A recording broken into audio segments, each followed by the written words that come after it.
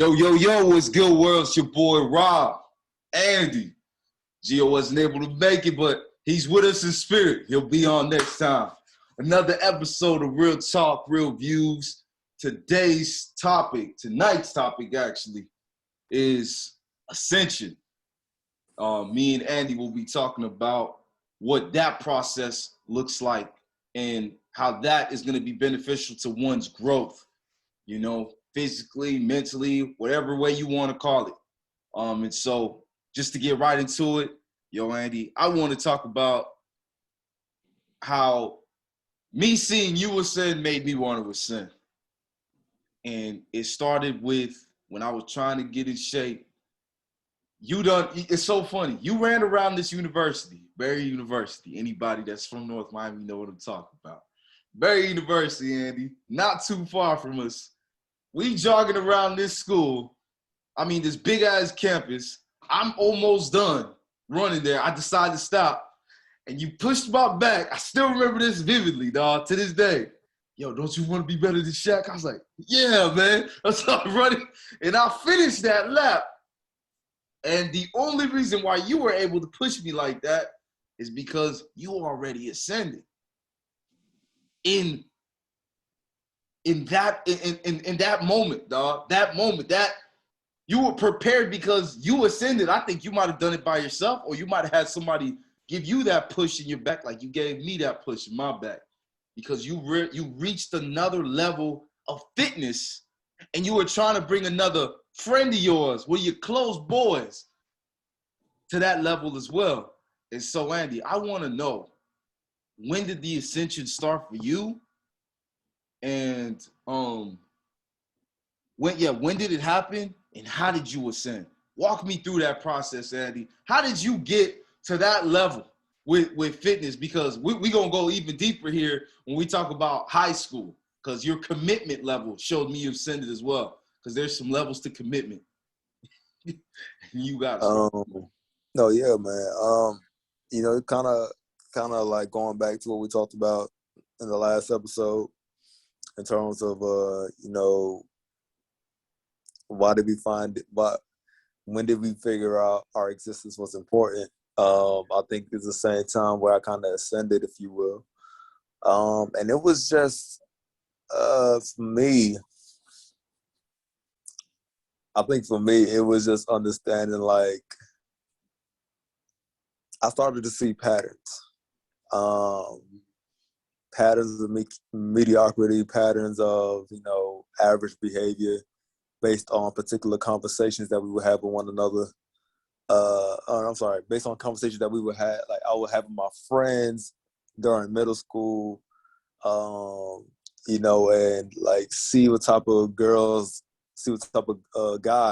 that the girls would gravitate towards or what have you. And I'm looking at all this stuff and I'm like, what can I do to like take myself to the next level? And then for me, that ultimately led to like just the journey of self-awareness and being self-aware in myself and learning how to love myself. Like I said before, not caring what other people think of me, because then there's truly is a freedom in that, like just not caring what people think. And it was just from there, man, that I started to move. I would do things, people would question it, like, why are you doing this? It's like, I have a plan, I have a goal where I want to be, and I need to go through this. The best way I could put it in, like, I like to, a good example that I could think about is, I kind of tapped in, at that time in my life, I tapped in a little bit to what David Goggins is all about. If you listen to David Goggins talk, he pretty much talks about this, but it's like, I put my toe in the water back then pretty much. It was just like, yo, I don't care. When I'm doing this stuff, yeah, I'm a 12-year-old boy, or 12, 13 at the time, year-old boy, running laps around my neighborhood because I want to be in shape. You know what I'm saying? Like, other kids my age are, playing games. Luckily, they were still outside. We wasn't on our phones like that. but they wasn't like, they wasn't doing crazy stuff like that, if you will. Like, I was the only one doing that. And again, it's like I seen a goal for myself, and I understood in order for me to get there, I need to do these things, you know. And so it was just simple as that, man. It's not nothing too deep. I'll say another thing that was probably a big catalyst for me was my transition to to play basketball, where like the aspirations to play ball professionally kind of was birthed. Mm-hmm. I mean, and that's when the Miami Heat won the championship, and just seeing how Dwayne Wade played and performed, and again, that kind of ignited and fired me. Like, okay, in order for me to get to that next level, I need to move accordingly. I can't keep doing what I have been doing, if that makes sense. Man, wow. And you were more mature in your time than I was, because I was happy that the Heat won, and it didn't even dawn on me that, you know what, maybe I need to look at myself in the mirror. Sometimes we get caught up in celebrating other success that we don't even realize that we're not the success. You know what I mean? I got caught up in the emotions, like how we were saying. I realized that I was existing, but I didn't want to take that leap until, you know, you pushed me when we, like I was saying earlier, when we ran around, and you made me, like how you said, you became self-aware. That's when I became self-aware. I'm like, wow, I thought I had a work ethic until I met you, and I was like, oh shit, I have a long way to go. And doing that with you, the fitness, think about all the things that we were doing, Andy. Even though we didn't make it to the pros, what we did, we went to Park's house. We went to somebody's random house, dog. We were lifting weights in his room. Shout out to Park, wherever he is. Let me know if you find him, Andy. I need to thank this guy. He let us work out in his house. He let us shoot. We did all of this after school. That driving commitment, it cannot surprise you where you at right now, dog. Like, it was going to go somewhere. It was going to go somewhere, and we were ascending, and we didn't realize that we were ascending, if that makes any kind of sense. You were ascending, but you had no idea what it meant, the rarity, the seriousness of it. You know what I mean? Like, yo, this was going to lift you on 10 years later in your life, like where we are right now. We just found out entrepreneurship. That's the way to go. Be the business. Yeah, yeah. You know and what's crazy about it too is, I think for me, I think one of the things I used to tell the boys, like Batman, I think your brother, too, Jerry John. I used to tell them boys, like, the most unfortunate thing that ever happened to us was we didn't have guidance growing up, because I told them boys flat out, like, we had, and not just us, but like, I really felt like we had raw, natural talent, like, but we literally had no guidance. So it's like, it was just me winging it, me saving up to buy a weight set, not J's, not new clothes. I just put in my mind, I'm gonna get a weight set. That was your money, Andy? That's what you got with your paycheck? I didn't even know. Yeah, that's when I was doing OJT at North Miami. I was working right next door to, I think, the new, when they built the new middle school, and what's the name of the element, that the middle school and the elementary school put together. I was working at the library. Something Creek. Yeah, I think Arch Creek. So Arch Creek and North Miami Middle School. I was working in that library, and I got paid for that. I think it was chump change, but I used that money to buy weights at the crib, so we didn't have to go to Jose's house. Shout out to Jose, though, much appreciated. And we could just go to my crib and lift weights. But it's like, I looked at the raw talent that we had, and we had no direction. So even though we were ascending, if you will, we that direction, like that guidance and mentorship would have still been critical, because I felt like in our ascension, we was kind of moving fast or putting a lot of effort when, one, we didn't need to put that much effort in the first place, and we probably could have got a lot farther. What I should have been doing, and your brother did it. Your brother kind of looked at us and he made the corrections. We should have been finding camps to play for. You know what I'm saying? So we doing all this after we doing all this after school practice at my crib, like doing a little bit of dribbling drills. In your case, you kind of helped out with your football drills. We lifting weights in my crib. But after the basketball season, for me, I should have been finding like more clubs to pay for. I didn't do that. You know what I'm saying? So like small little stuff like that. And yeah, man. I mean, it was good. It was good to have it. Good to have been doing it. But I feel like that mentorship would have been critical to have back then. Yeah, and, and that's why, I would love to have something like that for the young kids, because we need to do a better job of paying it forward. Because I'll never forget, we went to Gratney. I think it was like early release. I don't think you were with me, dog. I was shooting the threes like how I was when I was young. I was in high school at the time, going from half court, every single spot that was just far away, I was just knocking those threes down. Yo, there was a little jit watching me doing it, and he was trying to do the same thing. Yo, when I saw that, I was just like, yo, Andy, I promise you, it's like the greatest feeling in the world. I don't know if that's ever happened to you. You're doing something, and this little kid is watching you do it, and he just tries to do it. He's just looking at you like, wow, you're making shots from half court like it ain't nothing. You're not even really jumping. How are you doing? It reminds me of Kesnell or Kessner. I think his name was Kessner. That was my idol. You remember Kessner? You said he was like your neighbor. He would shoot it from everywhere. And I'm like, yo, I want to be able to shoot like this guy. Like this guy making it from everywhere. And shout out to Kessner. You don't realize it. I saw you ascend. I wanted to fly. The thing is, with ascending, Andy, if you see somebody flying up and you're just like, I want to do the same thing, you'll catch yourself flying up. And I want to go to a story real quick. I'm a Dragon Ball Z fan. Fanatic, you know what I mean? There were episodes that I watched that made me realize, okay, I need to overcome adversity. So Vegeta punches Goten and Trunks in the gut, and he hits Goten in the neck. Shuts them all up because he didn't want them to see he was sacrificing his life for the greater good to kill Majin Buu, even though it didn't work. They wake up. They're now up in commies. They're up in commies. They're up by commies.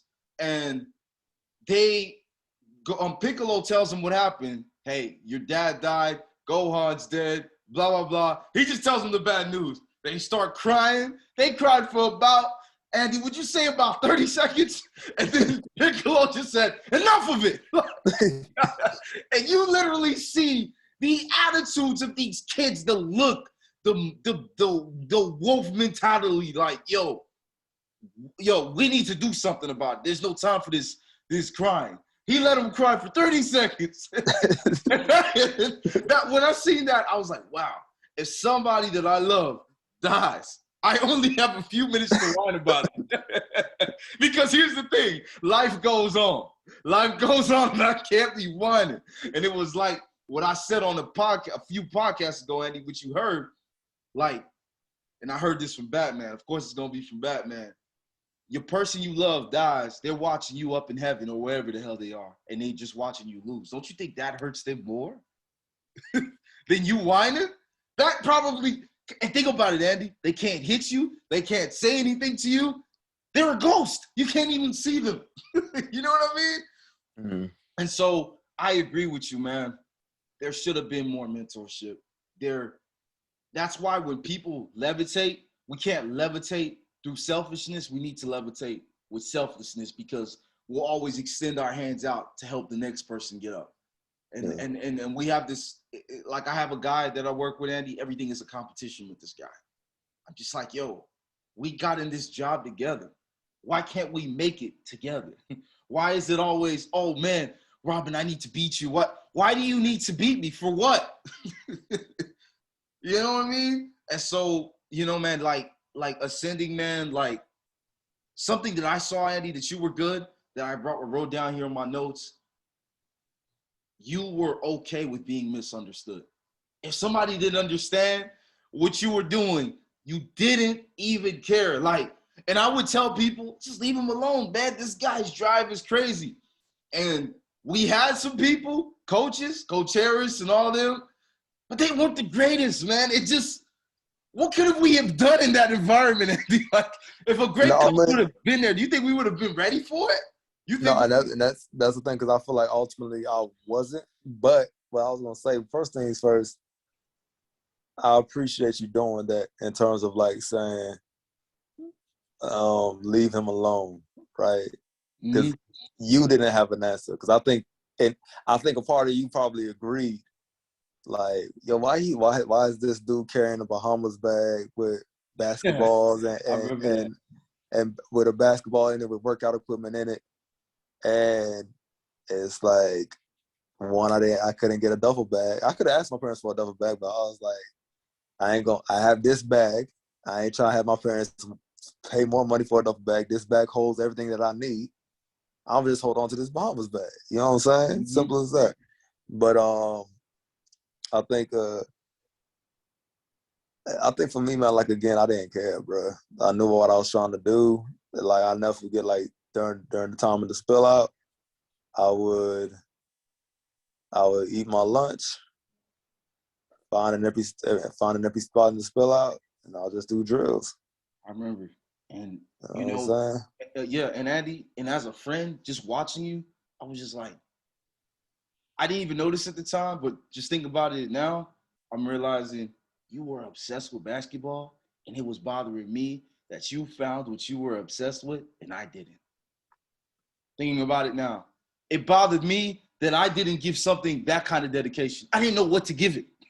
You only saw that I was obsessed with. Okay, got to get out of Florida. Let's go to a college. And what happened? I was the one to dip first, and then you ended up dipping next. You know what I mean? Like, but I wish that I would have been obsessed with football, like how you were obsessed with basketball, man. The only reason why I wasn't is because basketball, still to this day, forever will always be my first love. But my body was turning into a football body. And according to the coaches, they're like, yo, you're going to be too buff. You're going to be too big. Dog, when I get overweight, Andy, I get up to 260, man. Ain't no guard in the NBA that can get that out of shape and be 260 in the NBA. It's not happening, dog. It's not happening. So, and I'm only like 6'1". How would have been a swole ass guard? Like, man, but just seeing what you did, man. Like, you another thing I have to mention, dog, like when you were saying your everything else, like your vision gets better, your hearing gets better, your taste gets better. It's crazy, man. Every little thing just gets better. And you know how people were making fun of you. People were making fun of me too, dog. You don't remember the beat up forces in 10th grade? Beat up forces, the faded green shirts. Parents couldn't buy me nothing. Like, we were all going through some type of shit. Yeah, I mean, it's like, and my thing is, it's like, okay, and it's, I don't blame them. They're young, they're kids, they don't understand. Uh-huh. Most of them, like, they're probably in the state of mind of like now being parents, and so it's just a thing of like, just kids are mean, bro. Kids are mean. They could be mean, and just they were just living in the sense of understanding. But that's why it's so important. Again, just being self-aware. Like, okay, that's what they think. That's cool. Mm-hmm. I'm gonna do what I need to do for me. You know what I'm saying? Right. Andy, should there be a position in the school system for somebody to be a mentor to kids? Like, should that just be in the school system? Because we have teachers, but teachers are not necessarily mentors. Sometimes we can't stand our teachers and we want to be away from them. If we would have had somebody that would have just guided us, I feel like that should be a permanent position, man. Like, they should include that in the school system. I think, but also I think that's the role. That's the role of a. That's their names, but they're trash at it. I was gonna say that's the role. That should be a role of like a guidance, Counselor. guidance, You're right. of a guidance counselor, right? But some of the guidance counselors, I'm just here to get a check. What class do you need? All right, boom, that's your class now. They should honestly really be like, I don't want to say therapists, but like, yo, what's going on in your life? And I think some of them are like that. We just didn't give them that. We probably didn't give them that chance either. because we probably didn't really expect it. We probably didn't get that vibe from him, like you were saying. And so it's unfortunate, man. It really is. I'm trying to rack my brain, like thinking of somebody in North Miami, like a teacher that was kind of cool like that. I could probably name a few. Miss Shepard, Man. Principal Lewis. When he came through, he was a phenomenal guy. But it's only a handful, man. You know what I'm saying? Yeah. Mr. Gasman, another good one too. Oh yeah, he was great. He was always trying to help us out with college. He needed a letter of recommendation. I didn't realize what he was doing. That was serious right there. Like that was serious, man. That was crucial to the ascending, because when you're ascending, you need a community that will protect you from falling. Like you need like a little circle. But that's another thing though too, and that's where it kind of gets hard, because it's like sometimes I know this for me. It was just like, because my family would see what I was doing.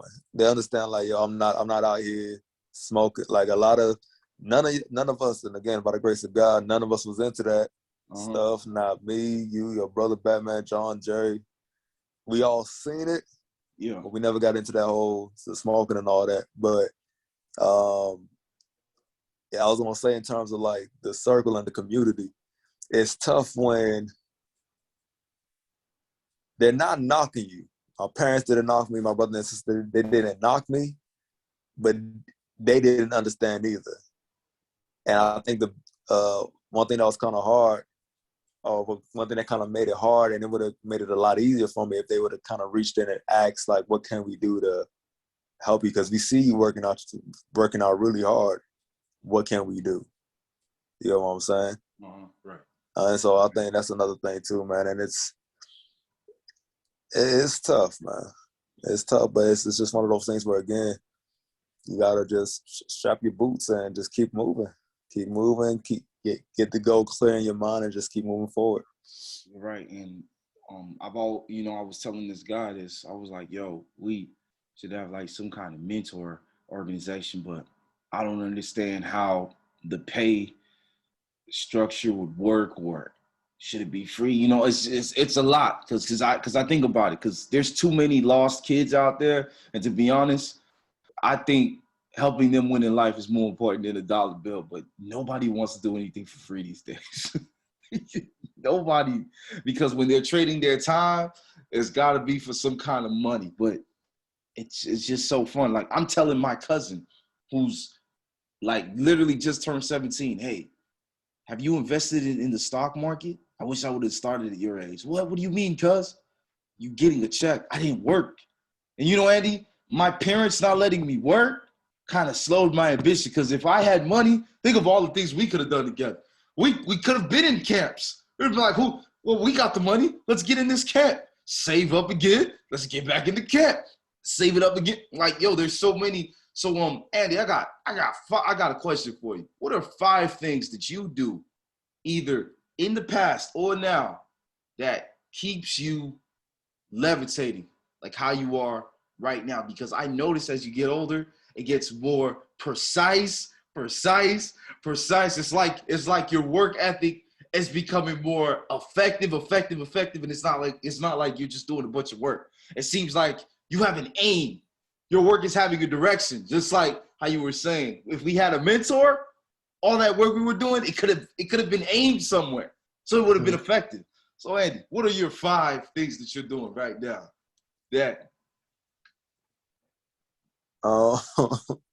Now I'll say number one is prayer, man.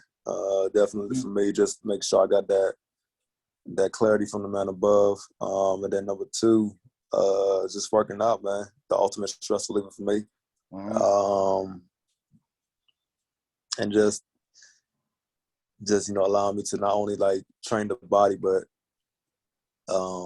again, just relieve myself from any stress that I've been dealing with.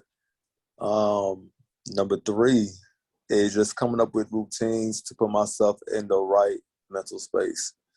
Making sure that I have a nice, good evening routine, which is what I normally do is stretch for about 10 to 15 minutes, which then leads up to the evening prayer. And then I go to bed. wake up early in the morning. And then that leads to kind of leads to number 4, which is a cold shower in the morning, because that gives me that boosts my energy up. Not too long, about 2 to 3 minutes of a cold shower. And then I wouldn't say I have a 5th one. I'll just say those are the top 4 things that I do. So again, prayer, working out, a nightly routine, which leads to my morning routine of like a cold shower in the morning. Oh, and then I'm sorry. So number 5 would be also in the morning. I try to listen to at least 15, 20 minutes of first 15, 20 minutes of the day. I try to listen to something motivational to get my spirits up. So for anybody out there, you are listening to a man that is, like when I tell you, headed in the right direction. Headed in the right direction. Andy, do you realize that Carl Wesley Phillips, E.T.'s guy with the you realize that we were doing that when they started doing that? We just didn't realize what was going on. Do you realize we were doing? Yeah. That is crazy. We were doing that. We were doing that, man. Did you see we were doing that, and now we realize what doing that does helps you out from a branding standpoint and people knowing who you are. It's crazy, man. I really like the direction that we're heading. The 5 things that I do, man. Honestly, I think so much. I have to write my thoughts down. I gotta write the goals down, and I gotta be like, "Hey, yo, G." That's why I call God sometimes. G, dog was, I just basically talk to God like he's my homeboy. Whatever floats somebody's boat, right? I'm like, "Yo, G, man. Yo, here's the goal. I need this to happen, this to happen, this to happen." What's crazy is everything that I've written down, and I got it from 2 years ago. I wrote down AGN Trucking. We got an LLC right now. AGN Trucking. I said, I want to go into business with a couple of my homeboys. I'm in business right now with you because you are a face of this podcast. I got my brother who's on here. And like I was saying about Joe, we had rap books, man. All this raw talent. It meant something back then, but it really means something right now. For somebody, Andy, ascending, you have to find content. In this day and age, if you want to grow, you got to find some content. I don't care if it's reading books. I don't care if it's listening to audio books. I don't care if it's listening to motivational things. And believe it or not, Andy, I feel you on the motivational stuff in the morning. It's something about when you just listen to a motivational speaker just talk to you, all of a sudden, your imagination starts going. I don't know if that happens to you. All of a sudden, you just figured out a new invention. All of a sudden, you realize what you could do to make your content better. All of a sudden, you figure out how to make yourself better. All of a sudden, you think about what you could do to make your family better. Am I lying, Andy? This is literally the truth. And I was gonna say, not to cut you off, man, but another good thing to do is very, very, very critical. If you have, Tony Robbins was talking about it. He was like, "Oh, if you don't have 10 minutes, you don't got a life." He was saying 10 minutes is like meditation. I was gonna say give yourself 10, 15 minutes. 10, 15 minutes of just silence.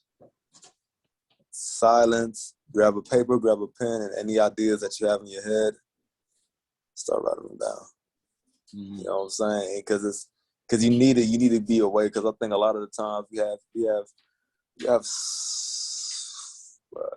have so much distractions right now, bro. It doesn't make no damn sense. We have streaming services. We have the internet. We have social media. Then we have actual physical distractions. If we walk outside, birds chirping, dogs barking, people yelling at each other, arguing. So it's like to the best of your abilities, just try to find a place where you could just be in silence and just dial in, have deep conversations. This is also a good time to self-assess, which I feel like a lot of people are still not doing. And a lot of people complain, why am I still in the same area or this same spot that I've been in for years? clearly, it's not. It's something that's wrong with you that you have yet to assess, find out what it is, and take care of that problem. So it's like, again, that 10 to 15 minutes of just being in silence away from all distractions will, I think, yield great benefits for a lot of people, man. Right. Yeah, I'm with you.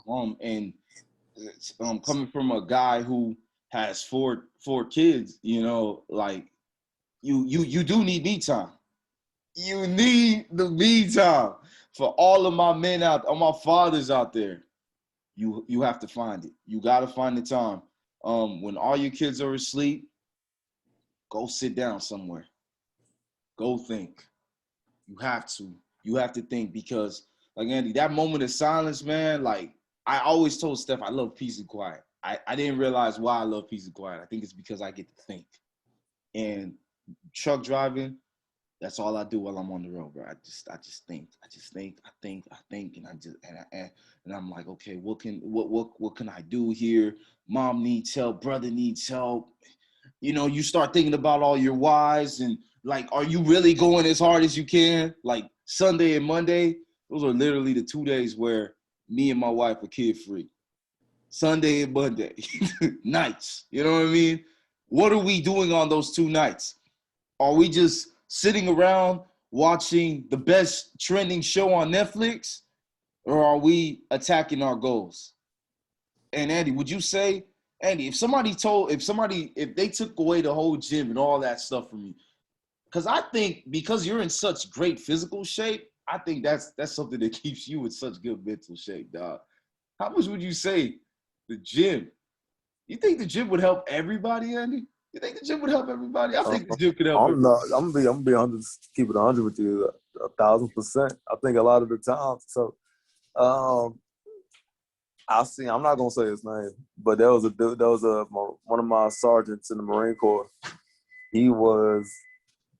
That dude was a stud, man, monster. I think he was in the 200s. I don't know if it was probably 205, 205 to 210, 215 at most. And this dude was strong as an ox, benching 3 plates, squatting 4 plates, deadlifting, all that, and he was still able to run. Good shape, right? Mm-hmm. He hurt his back pretty bad, and he couldn't do none of that stuff anymore. And I literally seen him just struggling back, and he said he was constantly depressed. And he was, one of the things that he was telling me was he had his whole identity was in him being fit. You know what I'm saying? And that's of course, that's more of an extreme case. But I was gonna say, for a lot of individuals who are they just have a lack of energy, either a lack of energy, or just are feeling down and out in a dark place. I feel like if they do go and work out, you get to just physically release and get away from all of that stuff. You know what I'm saying? And another great thing about working out, you could say, depending on how hard the workout was, you could now say that you accomplished something that was physically demanding and you overcame it. You know what I'm saying? So it's a lot of benefits of it, man. A lot of benefits. Yeah, man. I love, Andy. It's always good chopping this stuff up with you, man.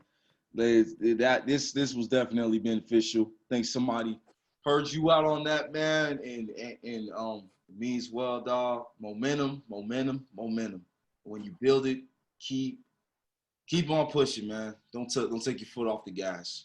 And from the guy who made this quote, it's just one man's opinion.